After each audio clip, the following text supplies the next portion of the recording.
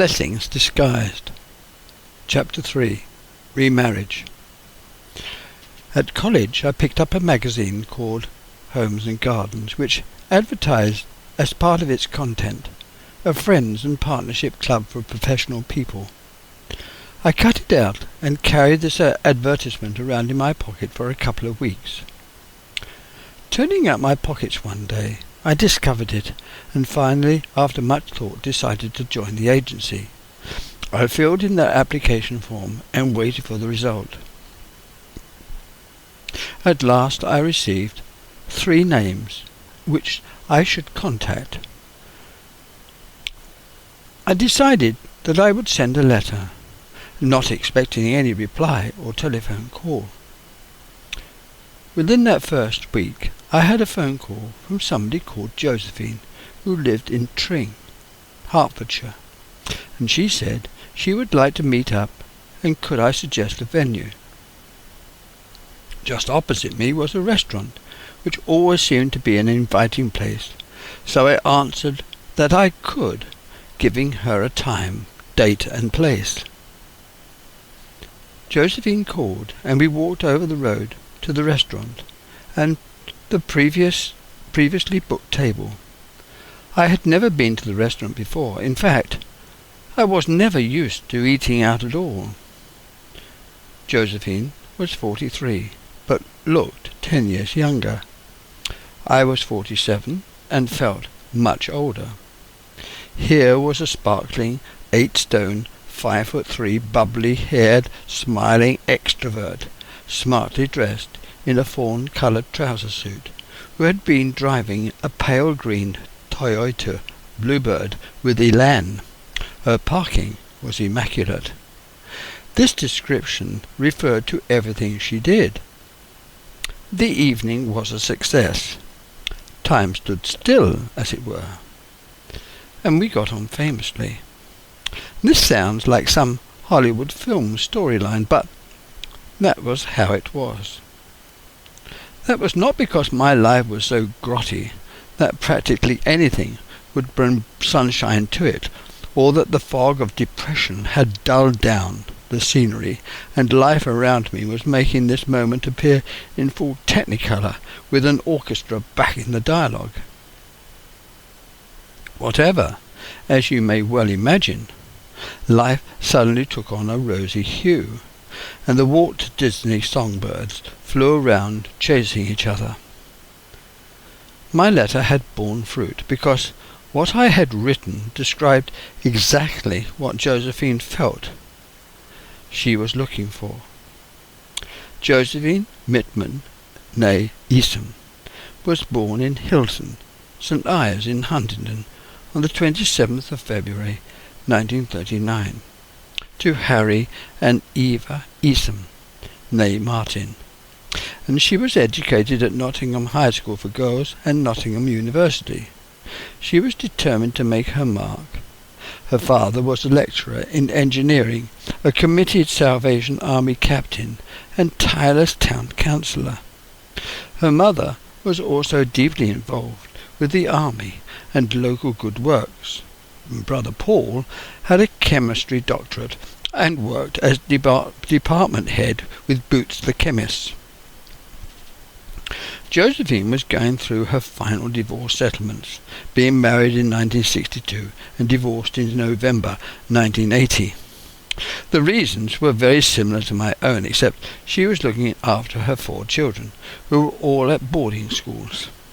The 2 girls, Helen, 13, was almost the same age as Rebecca, just a couple of days older. Anna, Josephine's youngest daughter, was 9. Both girls attended Charmandean School, a fee-paying boarding school for girls, later to be changed in the final year to co-educational. They were established near to Buckingham Town. The boys had both attended Dragon School, Oxford, their father's old school, and offered and accepted a music scholarship at Aldenham School, Hertfordshire. Anthony, the eldest, was a piano and oboe scholar in his last year at school, finishing off his A-levels. Almost exactly 18 being born on the 24th of January 1964. Christopher, the pianist and trombone player, was 16. 7 days later, on the 31st, so began a relationship that was what we were both looking for. The letter sent to Josephine was written before we had met, set out what I was trying to find in a partnership. This had obviously struck a chord with her. We both knew what we wanted. We had enough experience to be sure and to know how difficult our goals were to achieve. We met regularly those first few months. I met the girls that Easter break and found them charming. Whereas the boys had been to the Dragon School, the girls had been to Arts Educational in Tring. After a couple of months it became clear to us that we were suited and enjoyed similar goals and expectations from life. I gave her a key to the cottage, and by that gesture I hoped would show that I considered we would make our friendship permanent. Later we often met at the railway station in London and journeyed back home together. Therefore, I suppose that those train journeys were our courting get-togethers. Josephine home was a detached chalet bungalow called Tinker's Hay that was perched on the top of Tring Hill, close to Tring in Hertfordshire. There I met the girls, Helen and Anna, who on a regular basis had long weekends away from boarding school. They were fresh, keen and charming, naturally welcoming and unaffected. I slipped easily into their routine, as naturally as if I'd known them for years instead of for days. I did for them exactly what I had done for my own children, and was adaptable enough to quickly become conversant with their mode of living, habits and special requirements. Josephine introduced me to her home help, Florence, and her daughter, Iris. They were always so kind to me, providing me with a cup of tea and a slice of cake whenever I went to their house. They were a wonderful couple of characters whom I immediately got on with and grew to love. Josephine was working for Hill Samuel Insurance Company as an investment advisor, part of the Hill Samuel Merchant Banking Group. She had been with them for about a year and based at St. James's in London. By chance, she had been introduced to them and had immediately clicked with the existing team, their working arrangements, and the need for such items by the public. It's not often that individuals starting in a new career find that they are very suited, but for Josephine, she had found the job fulfilling, enjoyable and challenging, to the extent that she became within a very short period one of the key workers with the group. She was a round peg in a round hole, and she was naturally interested in finance, how it can be managed and made to work, what it can provide and how it can be protected. Having run her own company, promoted its wares, engaged its staff and travelled extensively, she probably knew more than the average financial advisor. I soon took Josephine to Rita's to show her off. They got on famously and chatted away as if they had known each other for years. Rita was impressed and said so. I went round to have lunch on my half-days. Rita was fully conversant with what all was going on. I used to pick up Rebecca from London, North London, and take her back with me to her grandmother's. It was the only place we could meet up, which provided us warm, comfortable environment, and it worked out very well with my holidays and working arrangements. I was on hand to look after the home whilst Josephine was out. Being an advisor meant that she worked unsocial hours, having to know each of the products well, able to use a considerable amount of personal initiative whilst being self-motivated. I took off her shoulders all the problems of the home, not just the cooking and cleaning, but also the maintenance of the property and grounds, and this allowed her to concentrate on the job in hand without having to worry about what was going on at home. The construction work started on Leighton Cottage that summer, 1982, with an increased mortgage from another lender, Abbey National, with an interest rate of 6.5%. What an enormous difference it made to me. I could pay Sally's maintenance whilst having a new loan to cover the extension.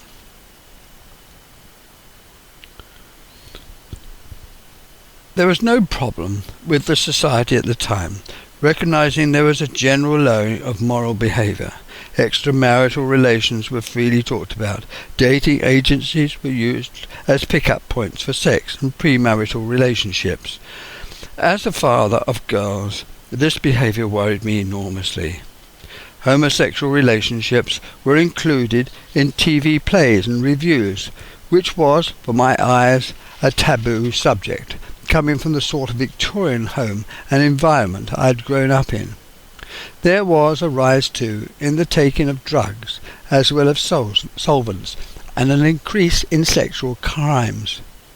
It described the upset society, because all these disruptive antisocial habits came close together, rising up over a 20-year period. These social changes, together with high unemployment and union unrest, stimulated a feeling of hostility towards management and business institutions. This ultimately led to the Tebbit Act in 1982, which restricted aggressive union behaviour, bullying, when taking industrial action, making unions legally liable for infringements in their arrangements with managements. What played into the Tories' hands was the monumental increase in unemployment. Between 1981 and 83, there was a 1.5 million reduction in trade union membership. It was to get worse. By a system of monetary policy, inflation in the same period fell from 18% to 4.5%. The court granted a degree absolute in 1982, and with it I received the court's decision for a clean break, an agreement that satisfied both Sally and myself. The settlement stated that Sally would be awarded the property and contents, but only until the youngest child reached school-leaving age, full-time education or earlier by agreement. I was to receive 20% of the value of the property by valuation at the time payment was made. I was also to contribute towards Rebecca's educational fees, and this to the end when the insurance company started their payments to cover school fees, and when Sally received top-up financial help from the school's welfare fund in 1981. The property mortgage was my responsibility and held by Provident Life, and not until later in 1982 was that completed. Because Sally was in full-time employment with the local health authority on a rate paid for a senior medical secretary, I would not have to pay towards her maintenance. Josephine and I came to the simple conclusion that it would be sensible for me to spend more time at her home to see if we were suited, as compatible as we imagined we were. The girls applauded the decision, and so that is what happened. I became integrated into their world, visiting their school, talking to their teachers, and generally doing all the things a father would normally do. They enjoyed the more even tenor to their lives, having a man about the house, doing all the odd jobs and the gardening, whilst enjoying a far happier mother. Meanwhile, I shuttled backwards and forwards to work using Tring Station, often meeting up with Josephine. It didn't seem to make a great deal of difference in journey time. They were about the same. It was just nice to be going back to company and to be wanted. We went on a foursome camping trip up to Ripham and Durham, and we got on extremely well, the girls finding that the pleasures of a campsite can be a challenge, especially using the wash house and toilets. That Christmas I helped collect the girls from school, sorting out their trunks, and this time the boys came home too. I fitted in as best I could with all the arrangements, including the children visiting their father. Therefore, this was to be my new routine. It seemed perfectly settled and enjoyable, and what was important, I felt wanted, making my past life back at Leighton Cottage rediscovered on those few occasions I went back there to see how the building was getting on. Lonely, uninteresting, and very quiet. I knew now what I'd been missing, how much better it was to have said to you, "I love you," and to have it meant. I saw Rebecca on a monthly basis at Rita's house, and this eventual 70-mile round trip had to be undergone to coincide with her leaving school. I would wait outside to see her coming out with her friends, that I would load into my car to drop them off on the way. We ended up at Rita's house to spend over an hour together, after which I took her home. It was the only arrangement possible, although very unsatisfactory. These visits ended when Rita said that she couldn't bear them any longer, because she couldn't stand the disruption.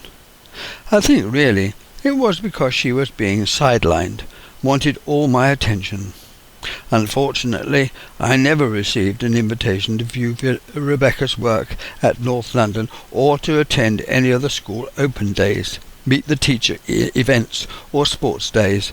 Her mother naturally tended to be the first with the invitations and coming events diary, which was understandable but annoying. I saw Benjamin a few times coming out of the amusement arcade in Rayners Lane, but that was all, for he never came to Leighton Cottage, no doubt preferring the cinema or arcade. It was enormously difficult to see any of them at all. Meeting on street corners or in the park was not just realistic. Whilst I had been a pinner, only Rebecca had been a regular visitor on a weekly basis, for much of the time the only visitor. The whole object of buying the house at all was in walking distance of Norwood Drive was totally wasted. It was also not really a satisfactory situation, because I knew every street corner, every twist and turn in every road. Each area had a memory, and of course there was always the chance of bumping into Sally or her friend. Fortunately, that was now all outdated. I had a future with Josephine, and that is how we saw it. Rebecca got on well with her, and we could always stay at Tinker's Hay if ever she felt the need. It was a very happy period, one of hope and very forward-looking.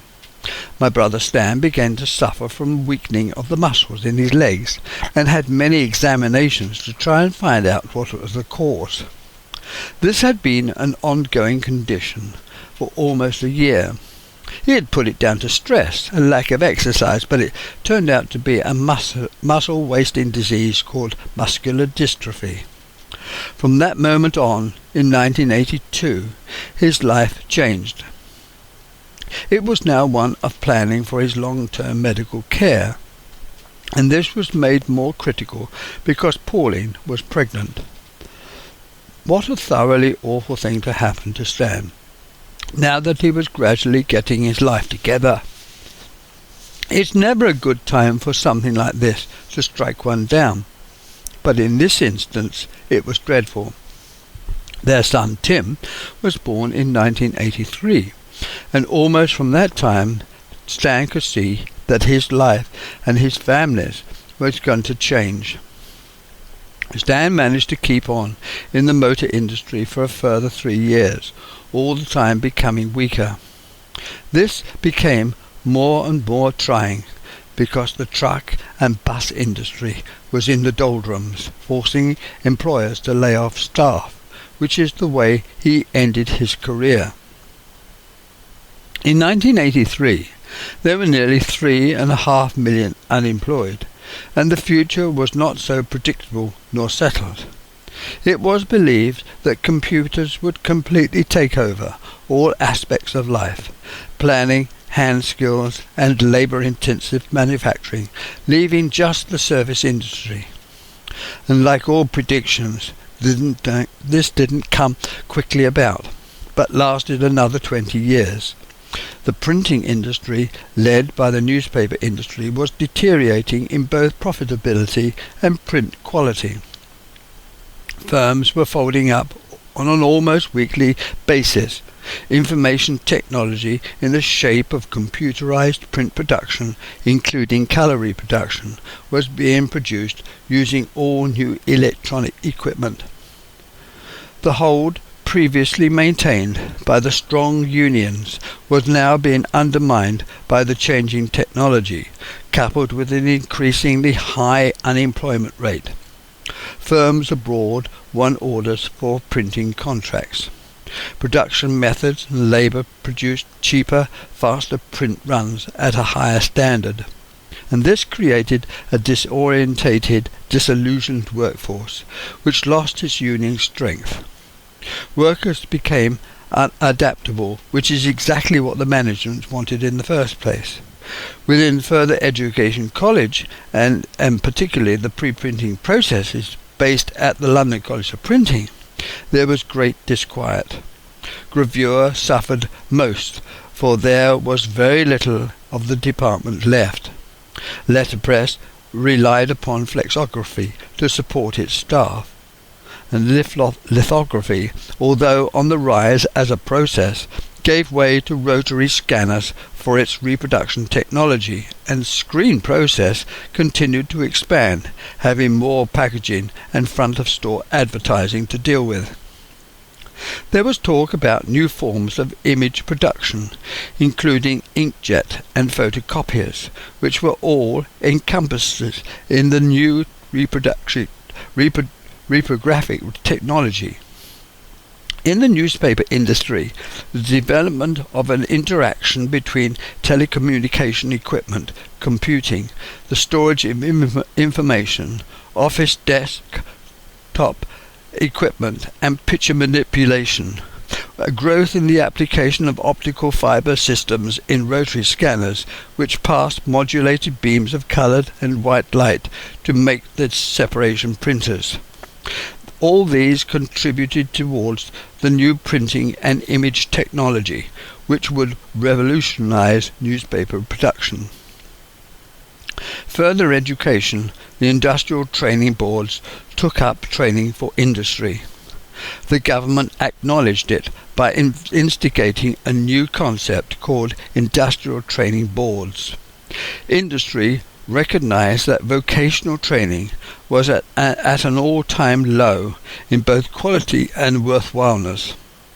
The industrial training boards were set up to try to make sure reasonable standards of up-to-date information and relevant skills were taught, both in the workplace and further education colleges. And all these things had to be able to be tested, assessed, and marks given. Every trainee or apprentice had to have their standards entered into a training manual, signed by the student's firm and college. Finally, the board inspector checked these results. On a bright sunny morning, that day in 10th of May 1983, Josephine and I got married at Aylesbury Registry Office. I had Duncan Kirby as my best man, and Josephine had his wife Julia as consort. We were very happy to be there and to share what was to be a very joyful union. Before getting married, we had discussed between our solicitor and ourselves the consequences of altering our names so that both sets of children would not feel excluded. We therefore had all the paperwork ready to get married using the name Mitman Carey. Josephine's boys never used this facility, but the girls did when they felt able or felt using the name gave them security. This agreement to get married and to hold the ceremony unknown to everyone else was exciting, intimate, and wholly in keeping with what we felt at the time. We never thought that this was to be selfish, unthoughtful, or disquieting, but wanting, perhaps even needing, something to call our own after losing such a great deal. We thought that we were doing the right thing by those relying upon us, namely Helen and Anna, Had any of my children decided to stay with me, then they too would have been included in our thinking. When we both got back to our home, Tinker's Hay, I carried Josephine over the threshold, and we celebrated with our friends, cutting the cake and toasting the occasion with champagne. Our marriage prompted us to give much thought as to how the girls were going to be educated, whether Charmandean was fitting or not. They wanted to become day girls and live at home. Anthony was finishing his A-levels, and Christopher had another year to do at Aldenham. The paper manufacturing industry was suffering from competition from Scandinavia and Canada, which was undermining the UK's production. Simon would have to seek work abroad to get the most out of his qualifications, and because of this and other reasons relating to future prospects, Simon changed direction and became an accountant after graduating. His first job was with Knox Cropper, accountants based at Blackfriars, London. I often met up with him at Blackfriars when walking between the Elephant and Castle to Back Hill, Farringdon, where the college had an annex. Josephine and I had both driven up to Manchester to witness Simon's graduation. It was something of a challenge to get him kitted out in his mortarboard and gown for the official photograph. Eventually Simon trailed us back south in his trusty Mini. And after our wedding in May, home life for me was at Tinker's Hay. Leighton Cottage was still in the hands of the builders, although almost finished. I went back there at frequent intervals to see how they were getting on, and when the extension had been built, I placed the property on the market. Thankfully, it was soon sold, covering all my expenses with a few £1,000s to spare. All the furniture, so lovingly gathered together, was sold or given back to charity. The 2 clocks used as part exchange for a lovely Victoria clock, and the surplus goods given to Florence and Iris. I was very sorry to see not only my little cottage being sold, but also all those things I had collected to make it so comfortable and snug. Leighton Cottage had been for me a fine bolt-hole from a not very nice world. Still, there was now excitement in the air and a new beginning to contemplate. That Easter, as a family, we went to East Anglia to spend a week at the Trust House 40. That was our initiation into the region. Little did Josephine and I know that we would return many years later. All the children came home at the end of the summer term. Anthony to finish at school, and took up part-time work as an organist at the local church, whilst cutting out a career as a rock group musician, playing keyboard and composing. The girls were to go back to school as weekly boarders. Helen, who had a serious allergy condition, was finding it very difficult to control the symptoms, even though she was religiously maintaining the course of treatment laid down by her doctors. Whatever was done to alleviate the problem, the eczema persisted. I don't believe, at that time, with the knowledge we had, we missed out any prescribed medical course of treatment or environmental change to defeat the problem. Josephine and I were asked to join a team in Hertfordshire to discuss and formulate a plan for the county if there were to be a nuclear attack. This was to last for a number of weeks, and we were introduced to all the county's special fallout shelters and emergency equipment. The lectures were eye-opening and very informative, although quite frightening.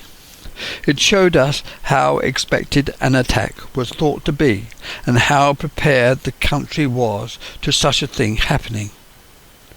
That year we flew to Venice to take part in a conference to the Danieli Hotel, where we sampled all the delights of that magical city, plus a gondola ride and masked ball. On the return trip we took the Orient Express back to Paris, dressed in outfits representing the 1920s. My efforts in the garden at Tinker's Hay was beginning now to show. The trees were minus their suckers, and the broken branches lopped, and the grass cut in sculptured heights to give variation. And that summer we took by car Flo and Iris, plus Rebecca and the girls, to Warner's holiday camp on the Isle of Wight, arriving in a thunderstorm. That was not on the cards at all. It was thoroughly enjoyable experience having such a diverse group who were all mucking in together, using every camp facility to get the most out of the experience. I must say that we all enjoyed the dances in the evening, and to see Flo and Iris doing the conga was an event not to be missed. One of Josephine's clients owned a property in Spain. He was a builder wanting to sell up, and offered the house and its furniture to us. It was for just over £50,000, had all the usual accommodation, plus use of the community pool, and was almost new.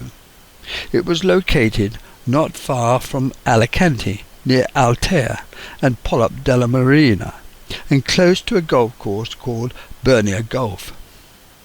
We spent a delightful holiday there and decided to buy it, using our imagination to furnish it, planning how we would alter the layout and wondering whether the girls would like to spend their holidays there. Anthony's band was now performing in pubs and halls in the Watford area, trying to penetrate the closed shop of the few really well-attended venues. His composing became perhaps his greatest strength, whilst he gave the band its individuality, a sound within the category of American rock. Josephine again succeeded in achieving a place in the next convention venue held in Athens, where we, throughout the week, took in all the well-known archaeological sites. We extended the week to fly to Egypt and the Aswan Dam, to sail back down the Nile past Karnak on the Nile Queen. We decided that for the time being at least, the girls should stay at their school in Buckingham. To accommodate their request to be weekly boarders, we would move nearer to the school. We consulted estate agents, both to look for a property and to place ours on the market. And whilst this was in progress, Josephine continued her work, which took her on a regular basis to London. On arriving back home from Spain, we continued to look for possible homes near to the girls' school in Buckingham. Our own sale was proving to be difficult. We just didn't have many viewings, and the market proved to be slow. Whilst all this was going on, we organised a trip out to Altea with the girls and Chris, in which we all piled into my Honda Accord to motor all the way. It was a challenging drive, that far, and live off the land, in so far that we did not previously book up places to stay, but took pot luck. As it turned out, it was a thoroughly enjoyable occasion, and we all had to see something of Spain as well as a house in Bernia Golf. The girls sampled donkey riding and the delights of the pool, strolling around Altea, whilst taking in the local atmosphere and the Lemon Express train up the coast. This was the time of Conservative rule under Margaret Thatcher, 1979 to 1990. It was about free markets, reducing public spending, privatisation, monetary control, and the Union Jack. It was a flag-waving society that applauded self-help, each individual looking after their own interests regarding education, pension, health and long-term care. It brought about trade union reform, outlawing secondary picketing, made inroads into the eventual banning of closed shop, and they made unions legally liable for infringements to negotiated settlements, promoted regular election of union leaders, and made it public knowledge about union funds donated to political bodies. It was all a means to limit the strength of the trade unions. This, assisted by a reduction in union membership brought about by mass unemployment.